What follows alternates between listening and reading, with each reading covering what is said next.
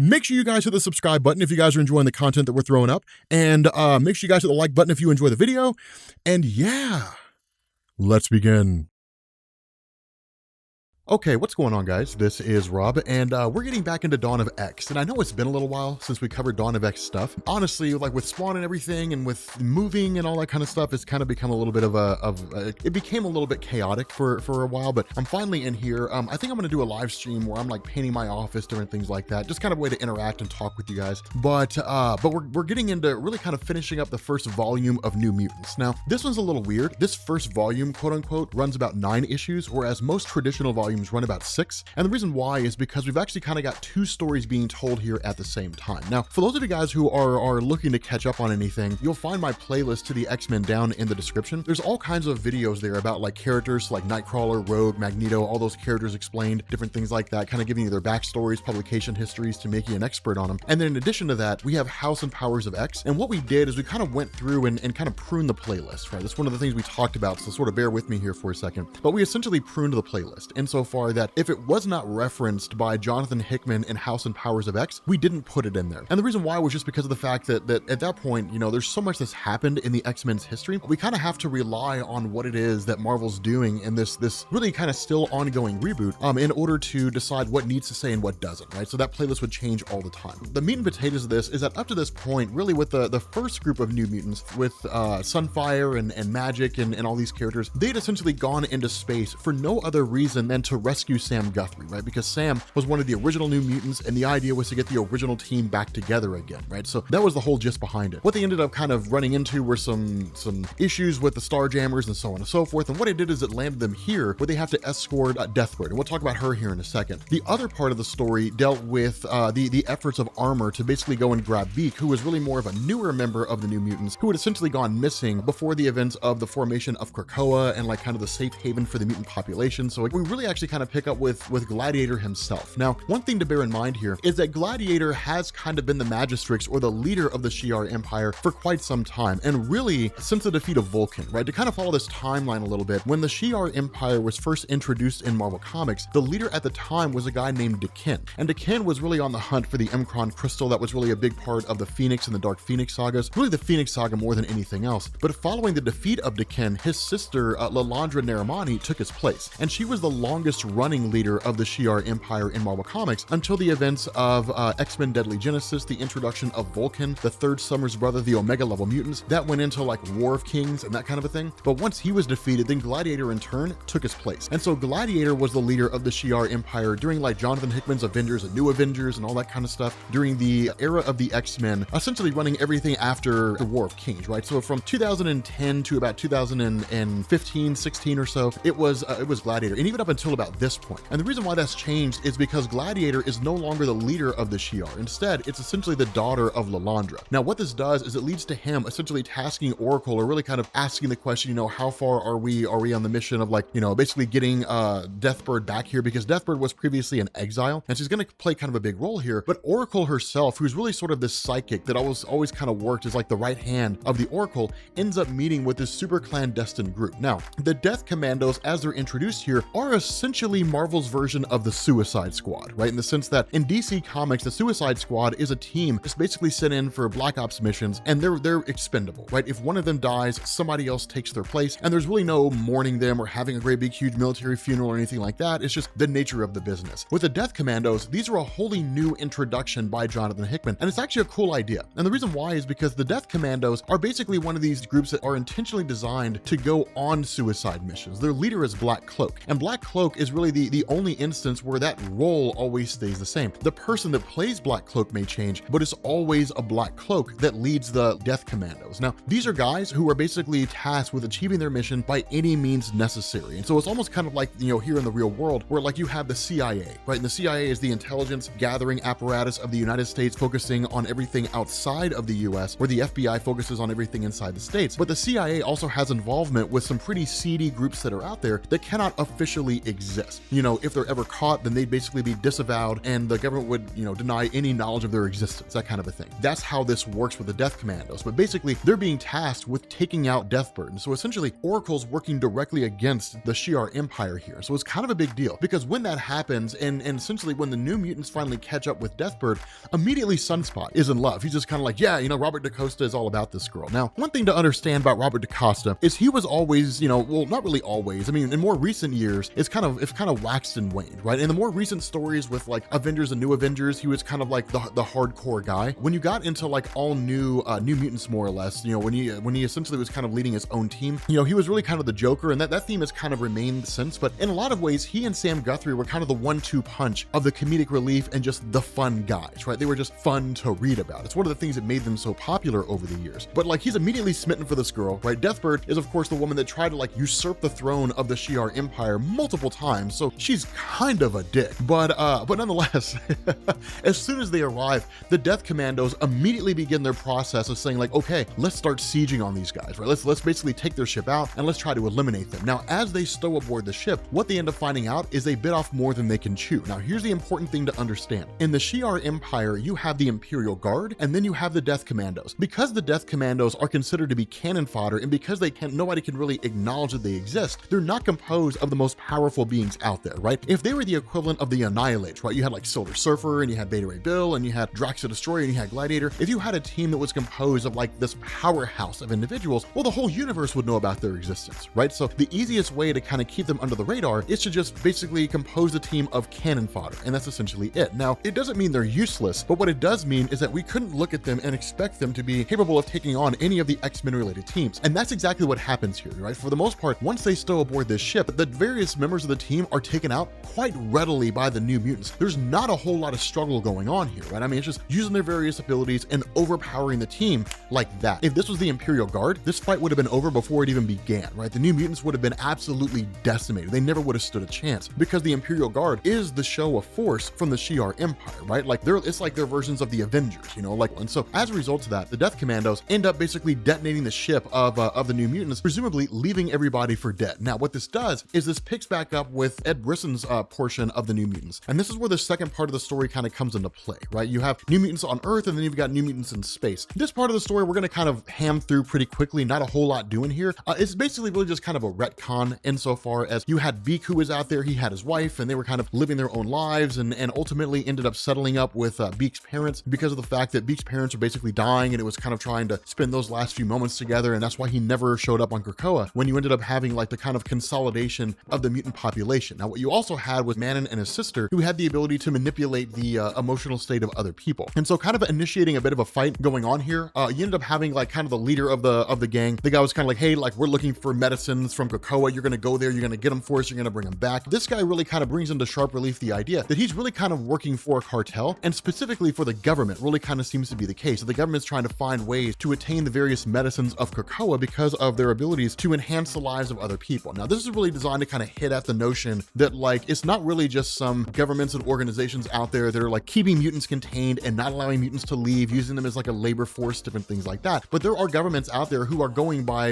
you know, to extreme lengths, even so far as like kidnapping mutants in order to ransom medicines out of Krakoa for the survival of those mutants, for their lives. And it kind of makes sense because Krakoa is so protective of their mutant population and wouldn't risk open warfare with governments, right? You know, it'd be easy for the X-Men to just send in a strike team and then just like annihilate, you know, all those soldiers and then take the X-Men back, but it would be considered an act of war on humanity. And so of course that would lead into a full-scale war between the mutant population and humans. And as we've seen over the years in Marvel Comics, that war only ever really goes in one of two extremes. Either it leads to the total destruction of the X-Men and really the mutant population, which is what Jonathan Hickman was really hitting at with the House and Powers of X stories. Or if you guys remember that story where you had Magneto, who basically destroyed, you know, all life on Earth, it leads to the mutant population annihilating all of humanity, right? So it can kind of go either way here. But the long and short of this is that ultimately, in the kind of huge breakout of firefighting and so on and so forth, and you know, this Earth-based team of New Mutants trying to rescue Beak and his wife and their kids and so on and so forth, that Beak is injured and Beak's parents are both killed. And so in response to that, this leader of this, you know, kind of field team, more or less, this main bad guy,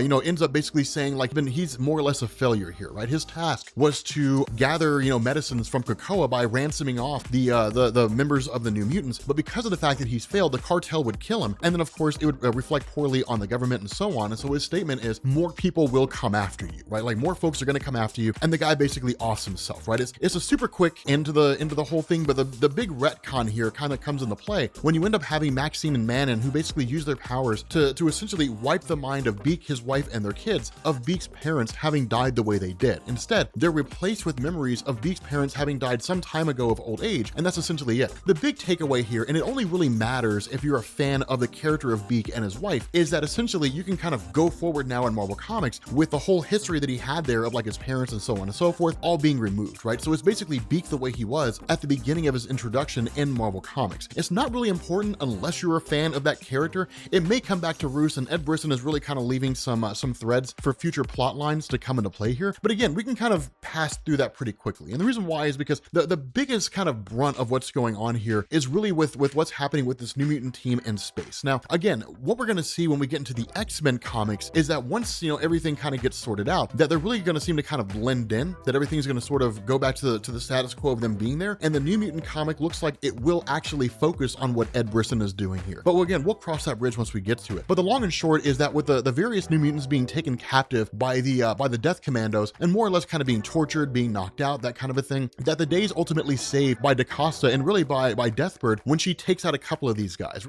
Black Cloak and so on. Now, this is important. And the reason why this is important is really the way that Jonathan Hickman does it. For a lot of people out there who are new when it comes to the X-Men, they don't really know much about the Shi'ar. They don't really know much about Deathbird or Lilandra or Gladiator or any of that stuff. And it's really kind of foreign to them. And over the years, Deathbird had kind of been depicted as this sort of political saboteur in the sense that she was always vying for the throne and would take it by any means that she could. But the reality is that Deathbird is a prodigious fighter. She is exceedingly good in hand-to-hand combat. Not the absolute best in Marvel Comics, right? She's no Taskmaster, but she is really, really good in being able to hold her own against other people. Having a kind of ruthlessness, having a murderous streak really sort of amplifies that and makes her more exemplary in her ability to fight, no holds barred. And so because of that, she's able to take these guys out pretty quickly and essentially rescue the rest of the New Mutants. And then you kind of get this moment where, where she kind of kisses Robert DaCosta. So there really kind of seems to be a bit of a blooming romance there. The important thing to understand is Deathbird will do whatever she needs to do in order to achieve her goal, even if it means leading Robert DaCosta on, right? And he's buying into it like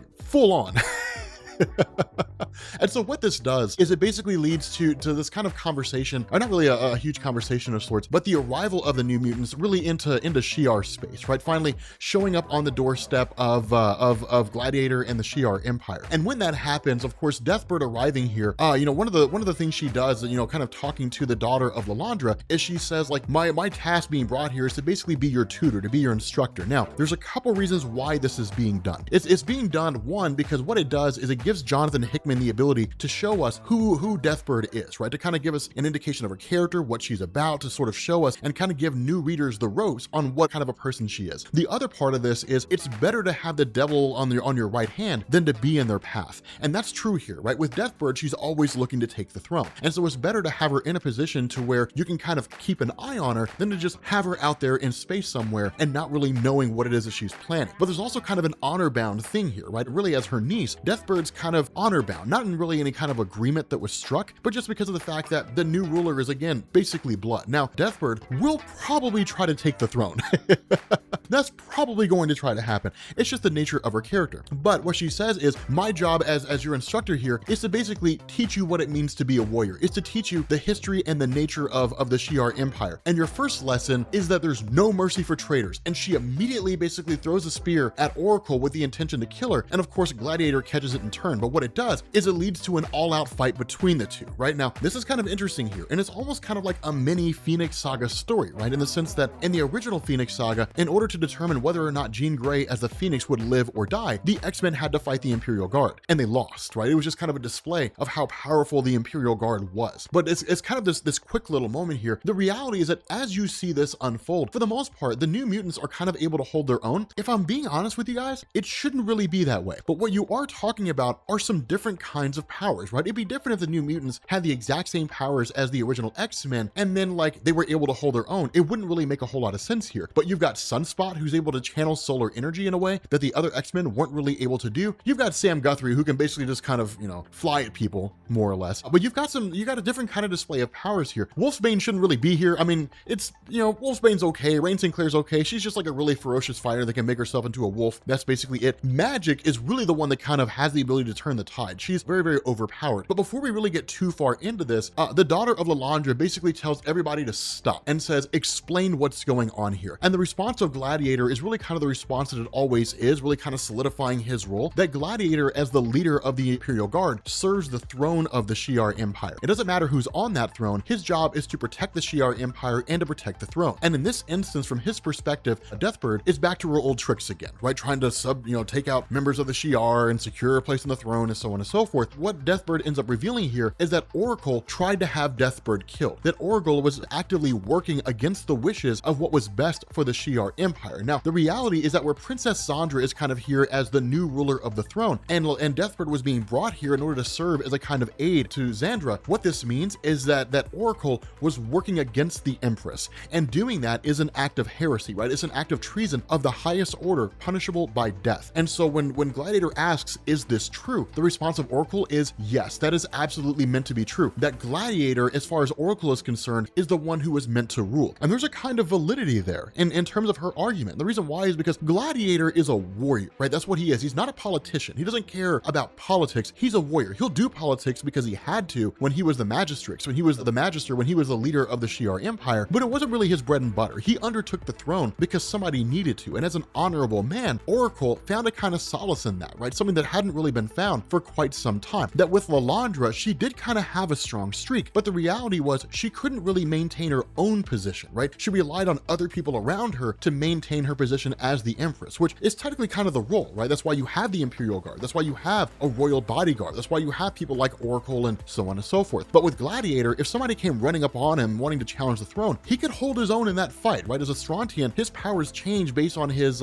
confidence, and if his confidence is booming, he is an absolute demon, right? It's just ridiculous how powerful he is. And so as a result of that, really is kind of one of these things where at the end of the day, Gladiator says, you know, I appreciate your candor, but you worked against the throne. The punishment for this is death. And that's basically where Zandra steps in, the daughter of Lilandra, and says, no, we're not going to do that. Instead, you are going to serve as basically my advisor, right? You're going to serve as my right hand. That's going to be your punishment. And the reason why this is kind of a punishment here is because it's considered to be dishonorable, because now Oracle basically owes a life debt to Princess Zandra, meaning if she betrays that, then she will die. And there'll be no version of it. She won't be exiled or anything like that. She'll be eliminated, right? So to kind of be humiliated and embarrassed and then made to serve as an advisor as opposed to a member of her royal guard is a huge downgrade, right? So things are kind of a struggle there. And so what this does is, of course, it leads to the New Mutants arriving back on Earth with the day more or less having been saved. But the biggest takeaway from all this, and this is really kind of the reasons why Jonathan Hickman seems to have crafted this story, is one, Sam Guthrie chooses to stay behind, right? So basically the whole mission was for nothing.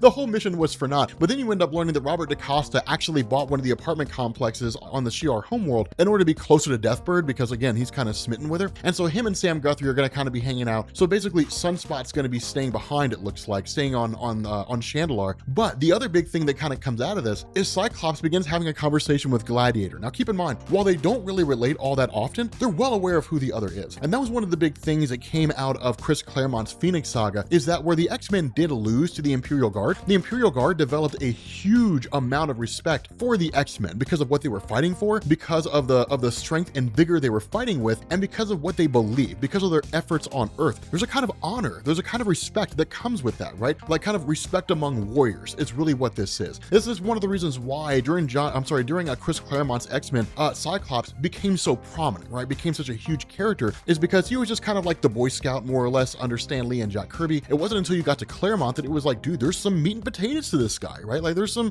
cool build up here. That's what kind of led into the House of M era and really kind of like the fall of Cyclops, and why it was so intriguing and so cool is because you were following this, 60-year story of this character, watching him grow and expand and kind of change over the years and different things like that. It was exceedingly well done. But what Cyclops requests of Gladiator is to basically have one of the Krakoan gates installed on Chandelure. That's a big thing, because what it does is it grants the X-Men instant access to the Shi'ar Empire. They can walk through a gate on Krakoa and come through a gate there. Now, this is also a huge moment, because what it does is it basically solidifies the notion that the gates of Krakoa are universe-wide. You can reach any point in the universe with a Krakoan gate. Now, how far it takes you to get to a location to install a gate there is relative to how fast you can travel from one location to the next, right? So, using the technology of Reed Richards and then traveling to this location, it would work for the most part. But with regards to this instance here, this is kind of a big deal, right? Because what you sort of get is Robert DaCosta and Sam Guthrie sort of back together as their 1-2 punch comedic duo, which is going to be awesome. The X-Men now have a gate on the Shi'ar homeworld, meaning they can reach them at any point in time, and the Shi'ar can come to Earth at any point in time. It sets things up for some big crossovers between these characters, right? Between these teams, which is a pretty big deal, because having the Imperial Guard and the X-Men working together is no small thing. That's actually really, really awesome. But with that being said, guys, we're gonna go ahead and bring this video to an end. If you are new here to Comics Explained, make sure you guys hit the sub button to become part of the Rob Corps. If you guys enjoyed this video, make sure you drop a like,